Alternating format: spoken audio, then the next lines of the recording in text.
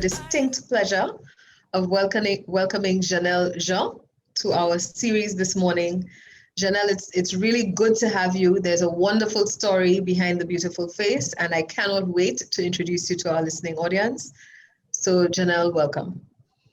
Thank you, Wendy, and thanks for having me. I'm looking forward to chatting with you. Excellent. So we are going to jump right into it. So why don't you start by telling us a little bit about Jeanelle Jean, tell us where you started and what your journey has been to where you are today. Okay, well, I was born and raised in the south of the island, lived in Black Bay for most of my life, came up north to school at the St. Joseph's Convent.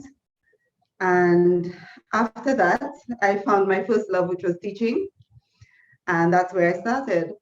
I attended Teachers Training College, and then life kind of caused me to shift gears a bit and threw me a curveball. So I switched gears into banking, and I've been a banker since, and that's since the age of about 20. And I remember though that my first principal always told me that I'd be back in teaching. She thought I'd always be an educator. So I don't know where life is going to take me, but I am still a banker. I had spent 15 years at a commercial bank. Then I moved into a credit union. After the credit union, I moved into a management role, and then I went back into banking. Now I'm in offshore, leading a small team. But I'm still young. I'm happy where I am, but we'll see if I still end up as an educator. But I'm in banking now and I'm enjoying it. Fantastic. And who says you can't have both, right? So I like to think of banking as being able to educate people up where finances are concerned. So you're still living your dream. You're still living your dream. Fantastic. Jeanelle, it is nice to hear you say your passion as a teacher. That's certainly where I started as well. It's very, very interesting as we move through this series. It seems like a lot of our bankers actually started that way, and I think it just speaks to a passion for people. So way to go. You indicated that you are now a C-suite executive in banking. Tell us what your guiding principles and success traits are that have guided your career. Well, Wendy, my deepest belief has always been that I'm responsible for my life and I'm responsible for the journey that I'm on. I've been given a lot of gifts, and many people along the way have really taken a chance on me and believed that I had it in me to do a good job no matter where I ended up. But I always believe that whatever life throws at me, the next step is mine. I have always been very spiritual. So I have tried to be guided by that in decision making, but I always believe that no matter what happens, I have to drive what comes next in my life. So whatever I am faced with, I know that where I end up tomorrow is based on the decisions that I make today, the choices I make today, and the amount of effort I put into what I'm doing. I really don't let life push me around. I make very calculated decisions and I take control of things. Fantastic. I really like that you recognize and are responsible for charting your destiny to an extent. I think it's certainly something that we all should endeavor to undertake to ensure that we remain, to some extent, responsible for and accountable to ourselves in terms of the path that we walk and how we walk it. So absolutely, Jeanelle, good call there. You started by saying you've given lots of gifts. What gifts are we talking about? Like, do I stop by on a Sunday for good food, or do we go dancing Rosalie Street light Friday nights when COVID? You know? Why not, Wendy? What does that mean for you, your gifts?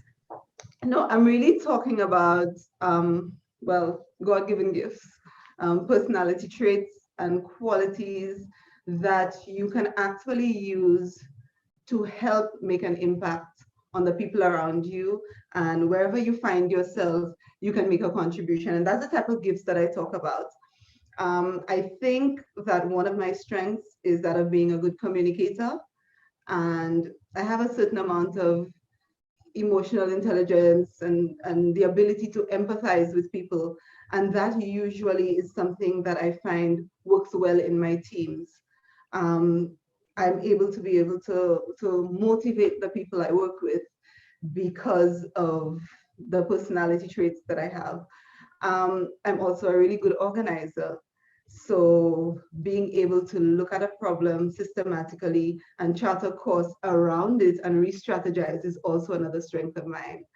So I think when we're able to look at who we are and find our little strengths, we can actually maximize those and make a positive contribution and bring out the best in our teams and make a solid contribution to our organization based on our innate gifts.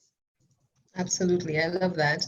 And recognizing our innate gifts and being able to spotlight those for our success is truly, truly the way to go. A lot of us have very unique talents, which we tend to, hide a little bit because we don't want to put ourselves out there, but certainly it contributes to where you wind up in life. So good for you. We're going to go into a bit of a heavier question right now, Jeanelle. Do you think that your experience in the industry has been that different to that of your male colleagues? And can you share an example with us? Well, I'm convinced that my experience is different from that of my male colleagues. I think the industry views males very differently. And when you think of how targets are even set up in a commercial bank or in teams, it almost feels like they're geared toward the type of success or the type of figures driven um, success that you see with your male counterparts. So yes, I think it's different, but that to me is not a scary thing at all because very early I discovered that I'm not a man and I'm not going to try to be a man. And very early I realized that it didn't have to be a disadvantage. And that was something that I embraced early. I remember having a role as a recovery officer slash credit counselor early in my banking career. And at that time, recovery officers didn't sit behind a desk. You had to go out to do collections. You had to strategically make sure that you were able to deal with you. And just imagine a little woman or a little girl standing in front of somebody's business place and making a decision that I need to make sure that when I leave, that loan has been fixed or that I have collected. So when I looked around, I realized that I was in a male dominated industry, but I had the ability to negotiate, to empathize, to have a conversation with somebody and feel what they were going through, and as a result get their cooperation in fixing the problems with those loans that I was dealing with. And that's just one example of how it could be intimidating to be a woman, but then you realize very early that you have very specific strengths that can be an asset to your organization. And I was really successful in that role. And that actually was one of the highlights of my career where I actually was able to make quite a big contribution. And that's just one example. More recently, I found myself at my first international convention. And again, feeling a little bit out of sorts because it's an international convention in one of the biggest cities in the world. I get there, I am a young Black woman in a male dominated industry. And I walked in and I realized, first of all, that there were thousands of people. But if I could find 5 women, that was a lot. And I was traveling with my directors and we were going to have meetings and network, etc. And at first, I thought to myself, okay, so they're going to have all these conversations and I'm going to be the wallflower. And so I was looking forward to a week of staying in the background and being quiet. But that was not going to happen because by day 2, they said to me, okay, Jeanelle, you run with it, it's your turn. And at that point, I'm walking into the next meeting and I'm thinking to myself, okay, I have to be able to speak. The people in front of me are not just of a different race, they're male, they're older than me, and I just have to find a way to make an impact. And then I realized that all I needed to do was smile and use my strengths, which is that of being warm and engaging. And that's a strength that as a woman can make a difference because it causes people to see you as personable. And I just started and I said, hi, thank you for meeting with us. And right away, the air dropped and I realized that I can do this. And it was a really successful convention. And from that, I was able to realize that I did not have to be intimidated simply because I was a woman. And even in a setting where I was in the minority, I was able to get the attention of male counterparts and accomplish what I had set out to do.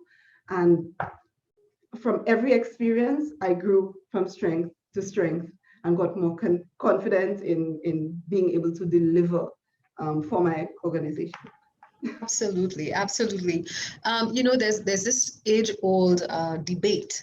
Women's place in the home, women's place in the corporate world, and it's really, really heartening to see that perhaps because the woman's place originally was in the home as a nurturer, now that she has determined, or we have determined as societies, that we can be both, that we can use those nurturing attributes and bring it into the corporate world for equal success, I think. So it's really good to hear that. But I think also to your points of where you started, educating yourself up and ensuring that you are able to speak on the pertinent matters of the industry that you choose to reside in is equally important. So it's the warmth as well as the knowledge that you bring to the table, which endears persons, your clients, as well as your counterparts to you. As a female leader, as a lady leader, can you share with us what you are most proud about? And versely, tell us what has been the most significant barrier to your career, if indeed there has been one. Okay, well, Wendy, what I'm most proud about is probably a little different for me than for most people. For me, it's always been the little things that matter most. So it's not the really big things that people look at and say, oh, you've accomplished this or you've accomplished that. It's always the little things that happen where I realize that in spite of the challenges, I'm able to show up every day and I'm able to be reliable for my team every day. That's what I feel is one of my biggest successes. And I think I can probably say that I got that from my parents. And I think about this all the time because I'm in my 40s now. And if I think back, I don't think there was ever a day when either of my parents ever said to me, not today, I can't be a parent today. They always showed up for us at home. And it's something that I've always admired about them. And they never let us feel that because they were having an off day, nothing could happen. They showed up, they made it happen, they got us where we needed to be. They made sure that we did the homework, they made sure that the projects were in on time. And so it was a good example. So that's the kind of thing that was instilled in me from the time I was a child. And so being in the workplace now, I realize that even at times when I'm having an off day or we having a challenge as an organization, there's a team depending on you to deliver. And so whatever you have to do to be able to show up for them, those are the kinds of things that I think are important. And that's what I'm proud of, because I feel that I have always been able to demonstrate that level of support to my team in all kinds of adversity. Now, as far as the most significant barrier in my career, I would say that for me, it's not actually that I'm a woman. It has more to do with breaking my own glass ceiling. And I'll explain what I mean by that. We grew up in a family where our parents made sure that we had everything we needed. And that in itself, believe it or not, was what became my biggest stumbling block because they raised us well. We were not rich, but they made sure we had all the experiences that would shape us. My parents made sure we were exposed to travel and that we had everything we needed. And what that did, I think I became slightly complacent. And so by the time I was in my early teens, although I had done well at school and I was doing well, I started realizing that I wasn't pushing as much because I had never had to work as hard as others around me to accomplish or to have the things I needed.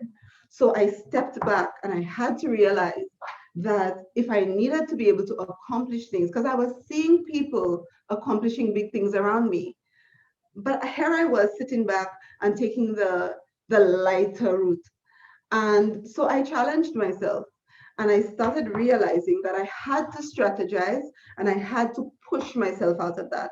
So I needed to ask myself, where do I want to go? How do I think I can accomplish it? What skills do I need to accomplish it?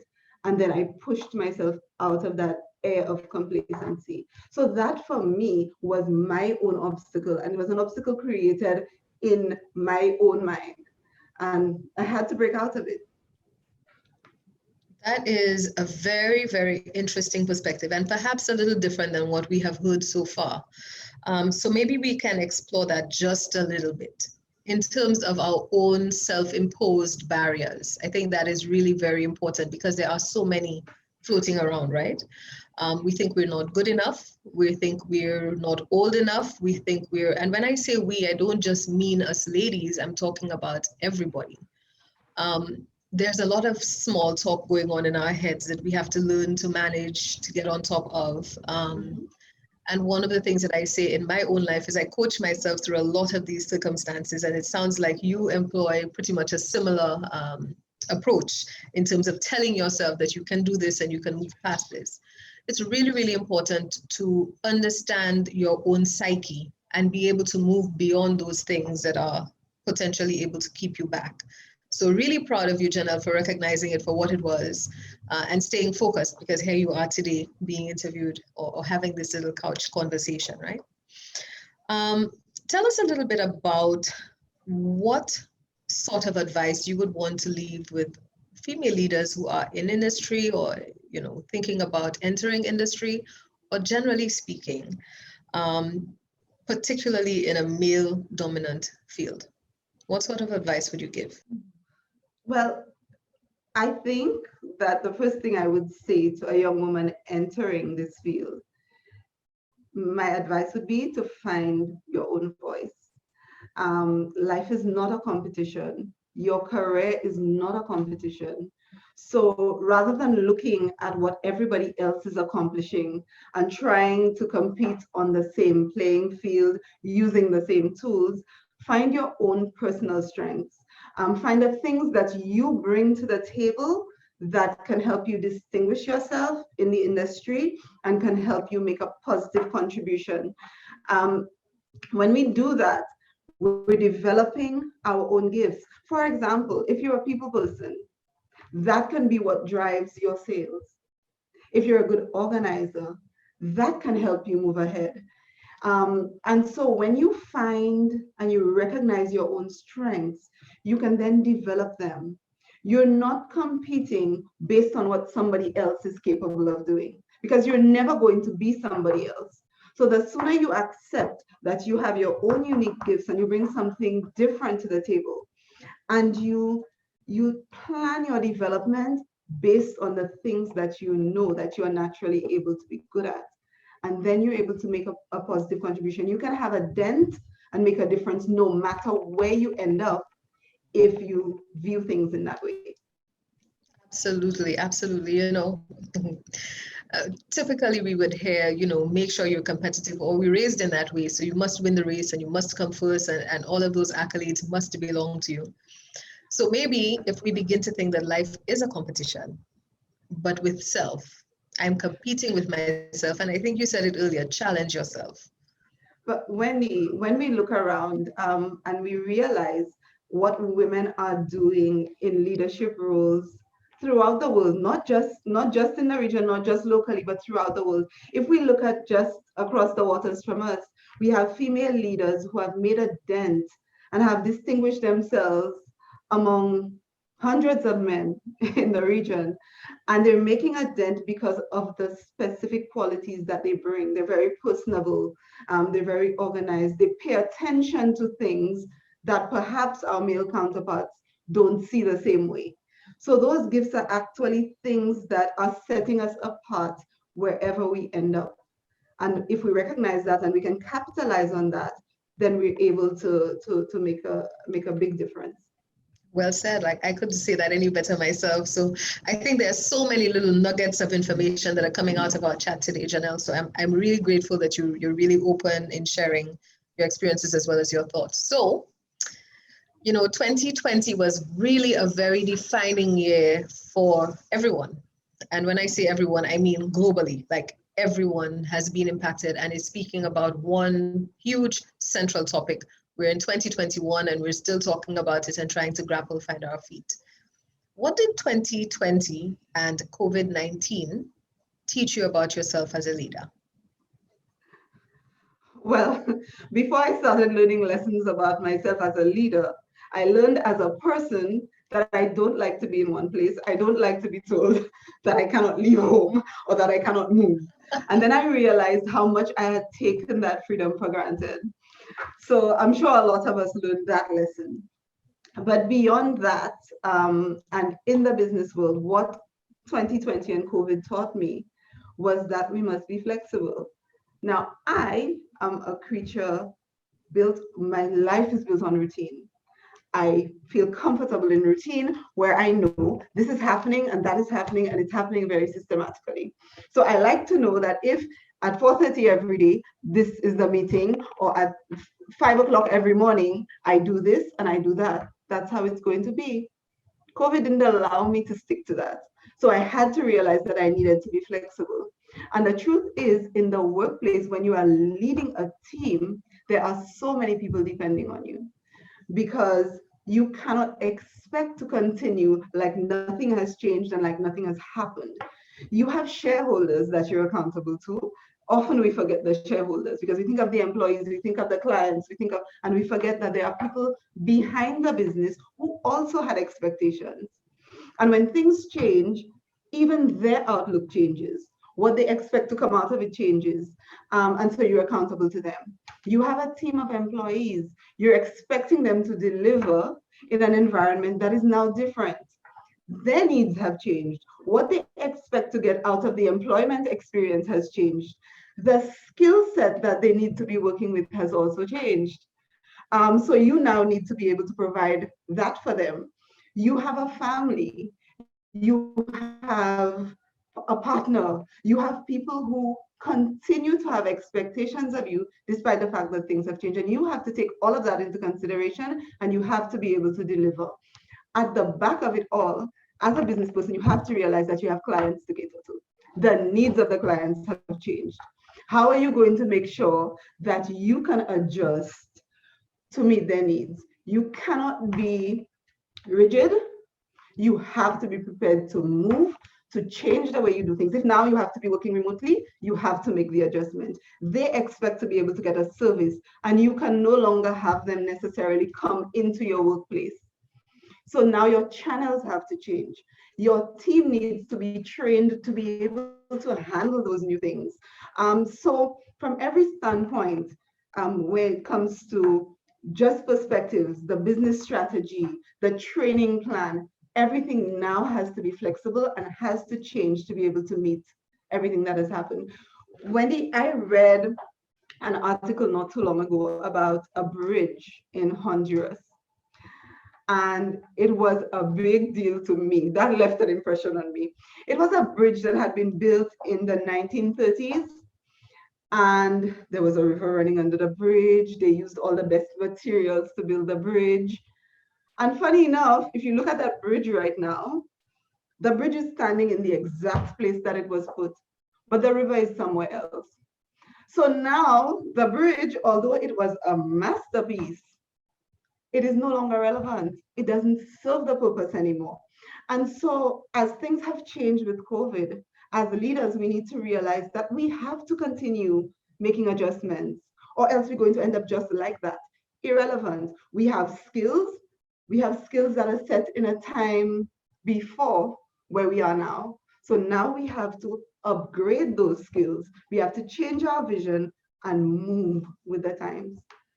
What an absolutely on point analogy, Jeanelle. And leadership, like you rightly said in your example, is not about being able to just deliver the bottom line results.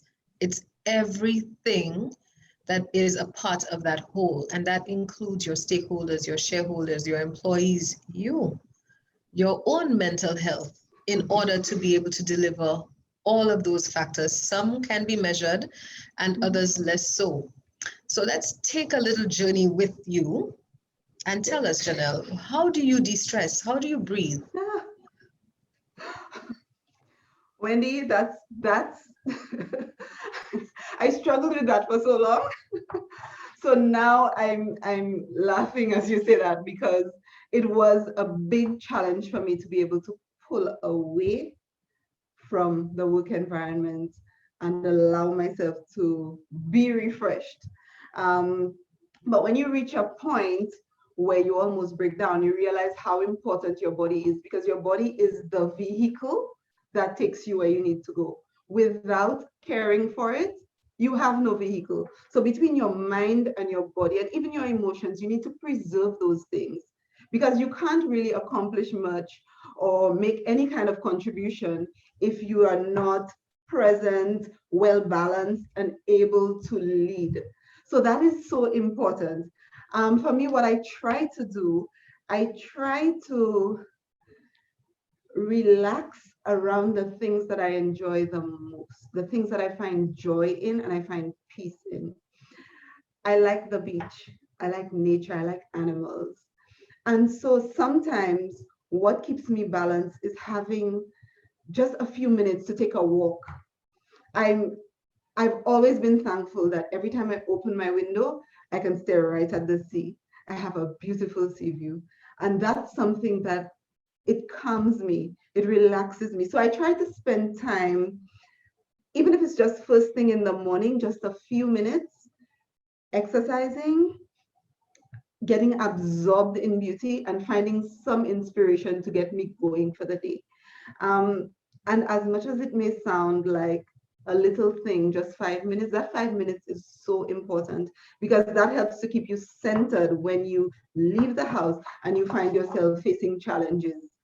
You sit back and you reflect on those things, and they bring you some kind of inspiration and help you to be able to pass on that calm to the people around you. Absolutely, absolutely. There's no two ways about it. I look at your backdrop, and clearly you are a nature lover. I'm seeing all of your flowers surrounding you, and clearly I too love the bodies of water. That's why this is behind me. So we found something in common. I'm sure that for those of you who don't get a minute to actually go to those places, you can take a listen of this podcast anytime you need to. Janelle and I are bringing it today. Yes, Um, Wendy. So I guess that gave us a little glimpse into your Saturday mornings. Where can we find you on Saturday morning, mid-morning? What are you likely to be doing? Mid-morning Saturday, Wendy. I'm pretty sure you may have figured it out. I would probably be somewhere on the beach. Now, you're Mhm. not going to find me in the water most of the time, which is strange because I love the beach. But I'm usually on the sand, enjoying the views, listening to the sound of the waves, etc. So a Saturday morning, maybe around 10 o'clock, no, I'm not in town shopping. I'm probably on the beach.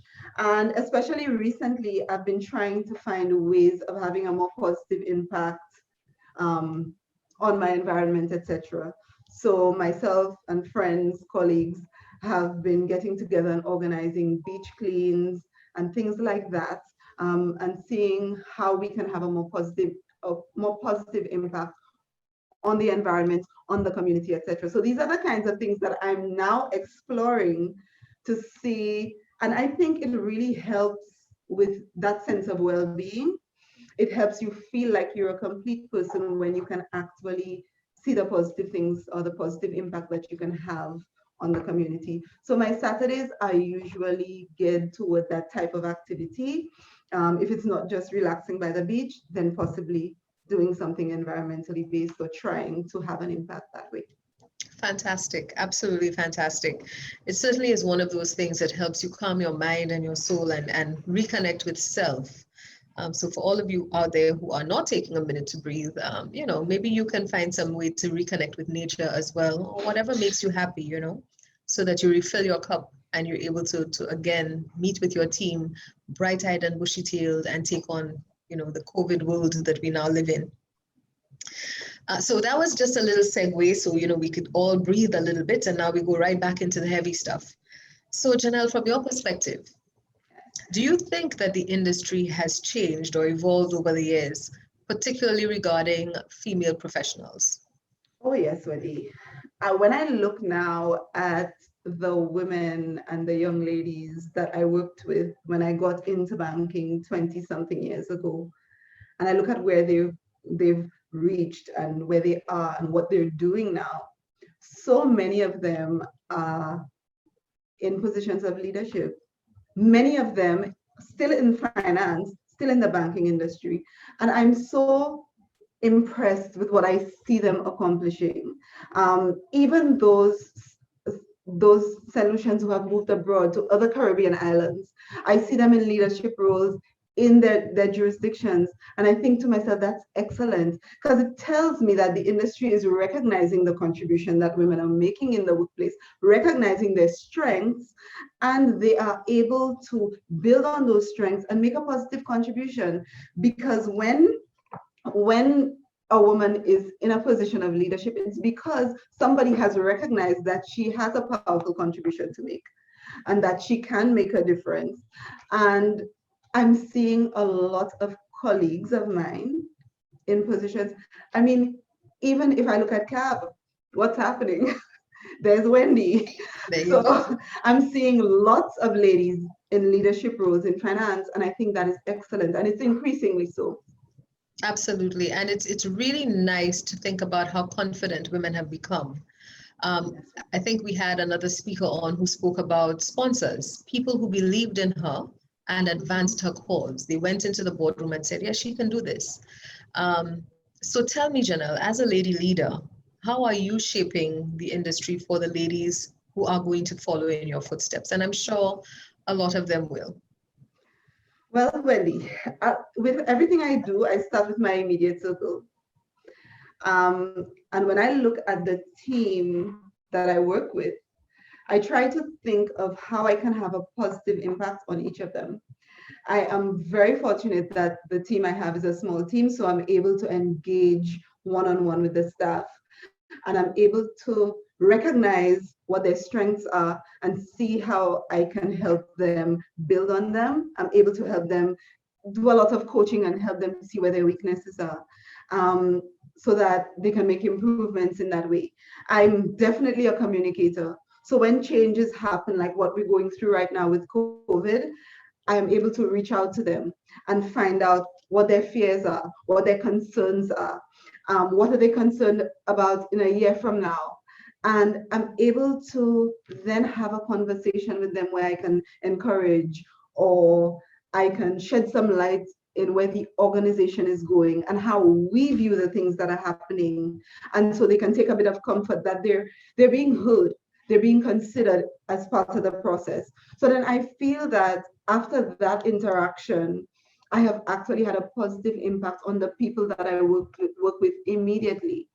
Then you also think of the contribution that we make as women when we deal with clients or the community as a whole. We do have a big impact. When a client has an issue and we're able to be empathetic in a way that is unique to a woman, clients come away feeling heard, feeling that they have a voice and that you're going to try to help them. And even if you're not able to fix every problem, what you are able to do is to help somebody realize that you took them seriously and they are now set in the belief that they have a voice and they're not just another person. And when you impact people one-on-one in that way, you feel that you've made a big contribution because you've now given somebody else the courage to move on to the next challenge. You've tried to develop somebody so that they are able to see how they can grow. You're not just leaving them where you found them. What do you need? Is it a skill that we can equip them with? Is it some type of training that we can provide? Because we realize, okay, they have this strength. So maybe if I have them dealing with this instead of what their core role is. I can help them develop something new that can tomorrow help them become a branch off into something different. So looking at people as individuals, whether it be employees, whether it be clients, that actually, I think, has a big impact. I think it does. Fantastic. I love the way that you've really taken time to take that apart and recognize sometimes we can retool people so that we can redirect their paths. Because oftentimes you find someone who has sat in a particular role for a period of time, and maybe it's just that they become comfortable. Maybe it's that they've begun to doubt whether or not they can make a positive impact in another area. And being able to open that experience up so people begin to dabble a little bit allows them to really find their sweet spot and then find home. I like to call it finding home. So tell me, you sound like you've been an inspiration and a motivator to many. Who is your source of inspiration? Oh. Wendy, there are so many people who inspire me. Whether it be whether it be men or women, there are so many people who inspire me. But odd enough, for me, the usual suspects are not the ones that immediately come to mind. I think most of my inspiration comes when I look at people who have nothing to very little and still somehow manage to make a big contribution. As a child going to school, you see the lady at the end of the road with 6 children or 7 children, and you know she has a very little job. And then you realize those children are being fed, they're being taken care of, they're growing up with good values, and then you realize that now that you're comparing and you're thinking, I have so much. How did this person manage with the little they had, and how did they accomplish so much? And I find that is the case when we look throughout our society, our small society. A lot of people are making do with very little, and they are turning out big contributions. And so when I look at how I'm performing on a daily basis, I think about everything I have and the contribution I can make using the gifts that I have and whatever resources I have. And that really pushes me to do more. Absolutely, absolutely. You know, I always often heard as a child, the first economist was a mother, a woman in a home with no job, because it was whatever the husband brought home that would be divided to pay the bills, to feed the children, to clothe them. So to all the ladies out there who have made do in raising their families and doing it successfully, we salute you. We are the product of all of those hardships and all of those strains, and perhaps persons who come to work with us every day who still face similar challenges. I guess the message really is you can do it. If there's a purpose and a mission and a vision, keep focused, it will be achieved. So Jeanelle, in your own life, when faced with challenges, what is your go-to strategy to ensure that you remain on that path of success? Wow, Wendy. My go-to strategy when I am faced with a challenge, I just stop. That's where I start. I stop. I stop and I have a conversation with myself. I evaluate and I assess where I am. This is where I am now. I can't do anything about where I am now. What do I need to get to the point I want to get to? And so I make a plan. I start to evaluate what tools I need, what training I need. Do I need to learn a new skill? What part of my personality I need to develop that's going to help me get to the next stage? So that at least, even if I'm moving slowly, but I'm moving. And so the next time I stop, I'm a little closer to the goal that I set for myself. So having that constant conversation with yourself is important, so that if you're facing a challenge, you're not just rushing all over the place making bad decisions, but you start taking purposeful steps, setting goals properly, making sure that you equip yourself to move to the next level, and making sure that when you get to the next level, you have the skills you need to deal with the next level. So educating yourself is also important. What more can I learn? Can I read an article? Am I expanding my horizons? Will that help me get to the next step? That's the kind of thinking that I try to employ whenever I find myself in a challenging situation. Look, COVID has happened, and we're faced with a future that's going to be different from what we had planned for. And now I have to think to myself, how do I make sure that a year from now, I can still make a contribution?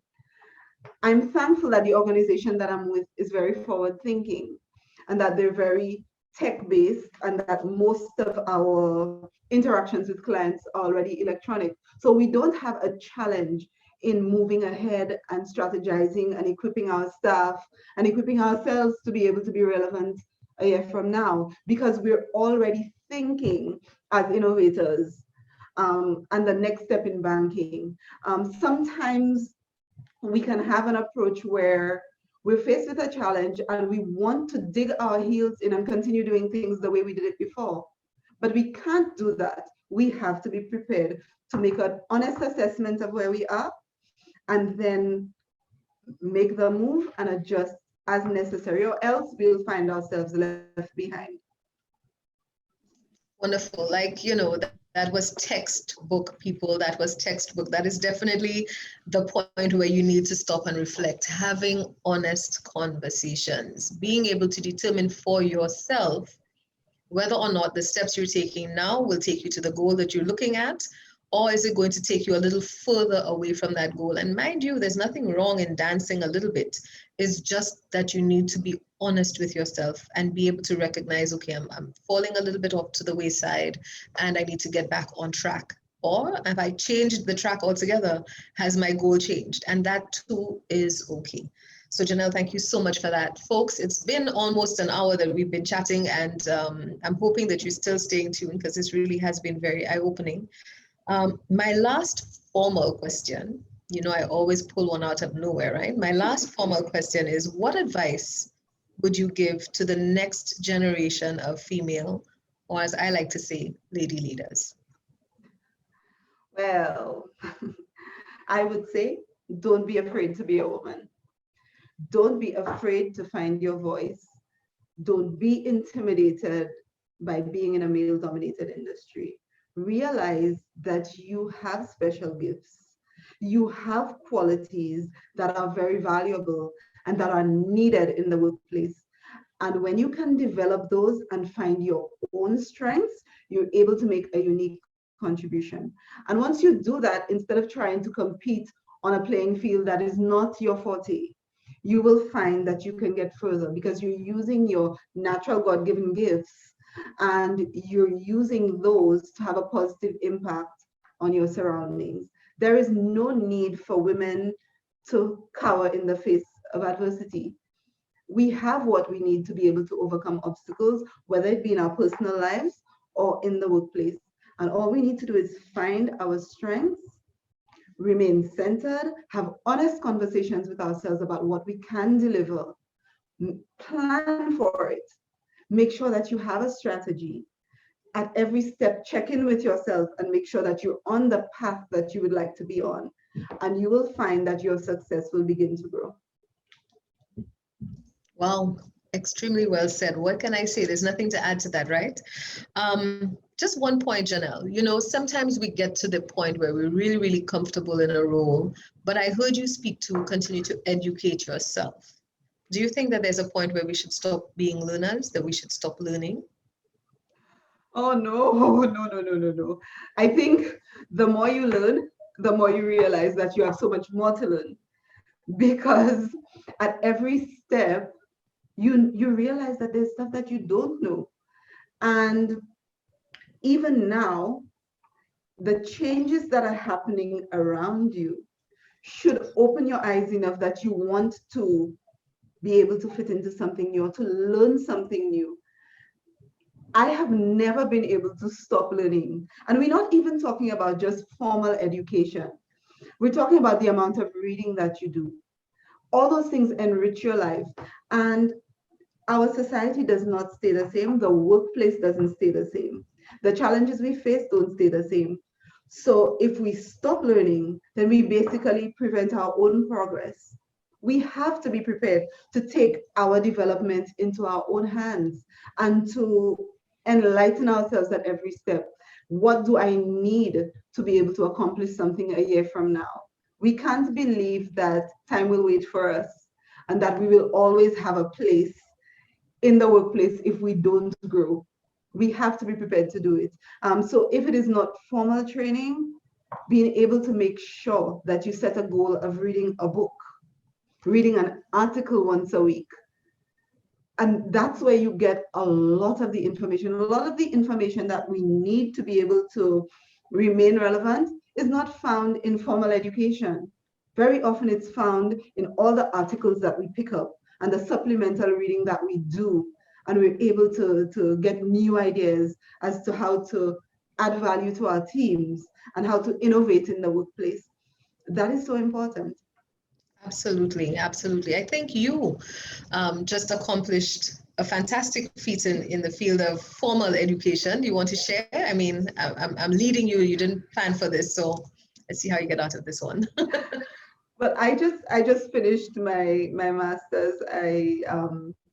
I achieved the chartered banker designation as well, and it was a really eye-opening experience. I learned so much, and sometimes the exposure and the things you realize that you didn't know before when you start getting into a book. And I think more than the formal classes, what I appreciate most is how much I learned that wasn't in the textbooks, that was more in the methodology of what I had to do. You learn to research, you learn how to, and I really appreciated that experience and what I got out of it. And I don't think it's something that you can put a price on. It's a really priceless experience to be able to have your mind opened. Well, huge congratulations, Jeanelle. I'm really happy that you shared that. I think there's a little bit of a clip that was also done with you where you speak a little bit about that experience as well that you can take a look at. But there are so many opportunities, and the CAB is proud to say that we support these learning initiatives with the CSA for credit skills. We also do the University of Bangor and a few others. So if you haven't had an opportunity to work on your own personal self-development, this just may be your calling to visit the website and see how we can support you through it. And we would be more than happy to talk through any opportunities with you. Well, this has been, sure, go ahead.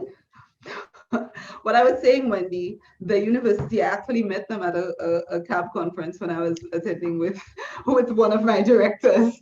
So yes, and I didn't think at the moment that I was being introduced to the University of Bangor, I did not think for a second that I was going to have such an excellent experience and that I was going to feel that, I can feel the growth. So excellent. I'm thankful that a CAB conference actually brought me there. Oh, wow. I was going to put in a shameless plug to say, make sure you attend all of our conferences, our mini conferences that are coming up. But thank you so much, Jeanelle. You saved me. That was a great experience that you were able to attend the conference and then get your master's out of it. Who knew? Right. Sometimes putting yourself in the position for networking really is the opportunity that you didn't expect to happen. So like Jeanelle said earlier, make sure that you show up. It's only then that you can determine or see exactly why you are where you are at the moment and take advantage of the opportunities. So Jeanelle, thank you so much for being a very willing participant and for sharing so much with us. I'm sure that I speak not only for myself, but certainly for our team and our members in saying that it has been wonderful sitting with you today, and I really appreciate it. I look forward to you growing from strength to strength and also for the relationship that we have been able to engender continuing to grow as well. Thank you so much for having me, Wendy. I really appreciate the opportunity to chat with you. And thank you to CAB for everything that you're doing to bring banking professionals together. Absolutely, our pleasure. So again, tune into the next episode of CAB Lady Leadership. It's been an absolute honor and a pleasure speaking with Jeanelle today. And we look forward to entertaining you again in another week, two weeks from today. Look out, see who's coming up next. Take care, folks. Bye-bye.